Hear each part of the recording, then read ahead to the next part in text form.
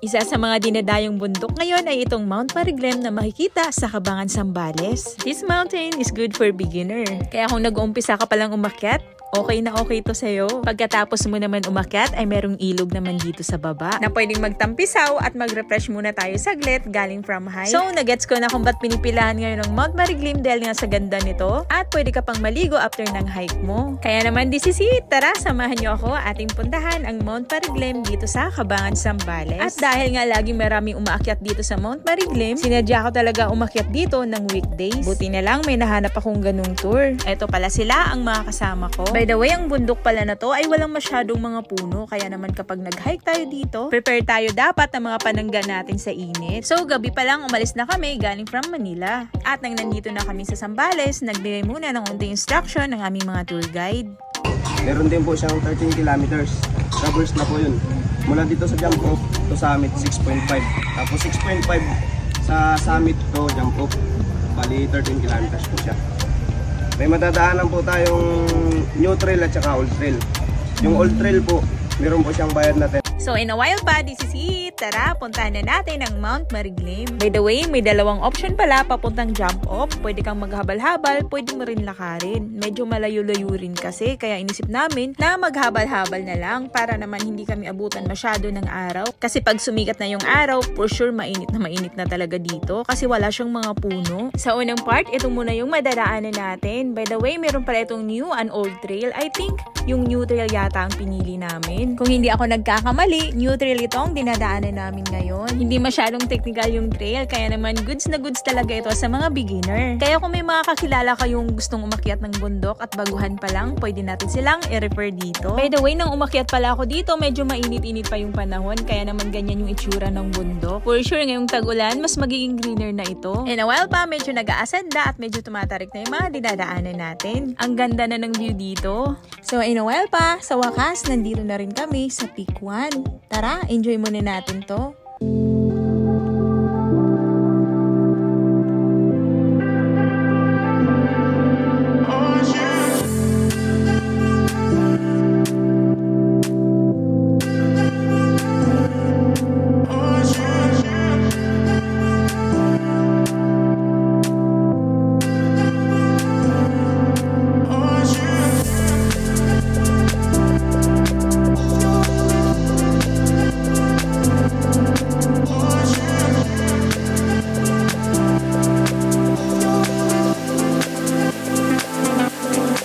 So in a while pa, pinatuloy na ulit namin ang aming pag-hike. Kahit pala weekdays ako nag-hike, ang dami pa rin nag-hike dito. How much more kaya kung Saturday at Sunday? For sure, marami talagang mag-hike dito. So in a while pa, this is it. Nararamdaman ko na malapit na tayo sa Peak 2. Tara, enjoy muna natin ang view dito sa Peak 2.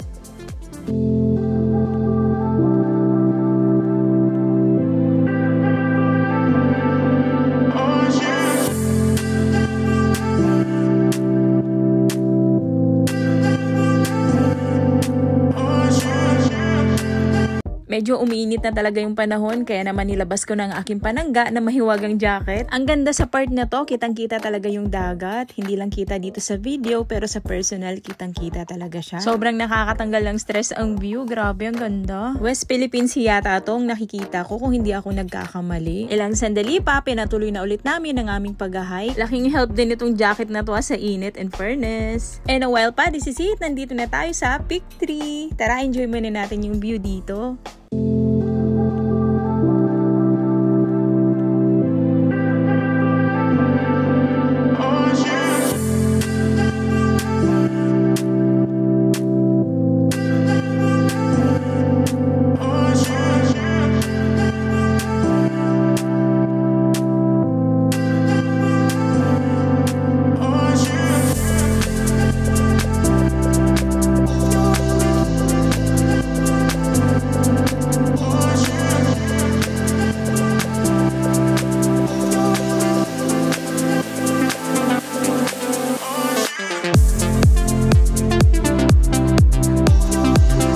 para matapos na, tinuloy na ulit namin ang aming pag-hike. Anyway, may mga itlog pala ng pugo dito oh. Pinakita ng aming cohort. Ang galing, diba? Ang ganda ng view ng Mount Mariglim at nagtambay muna kami dito. Maganda ang Mount Mariglim pero kung nakikita ninyo sa video, wala talaga ito masyadong puno kaya medyo mainit siya. Kaya kung medyo mahina kayo sa init, make sure na kapag pumunta kayo dito, meron kayong mga panangga sa init, payong, jacket at kung ano-ano pa. At ilang sandali pa, nandito na kami sa Peak 4. Tara, enjoy natin ang view dito.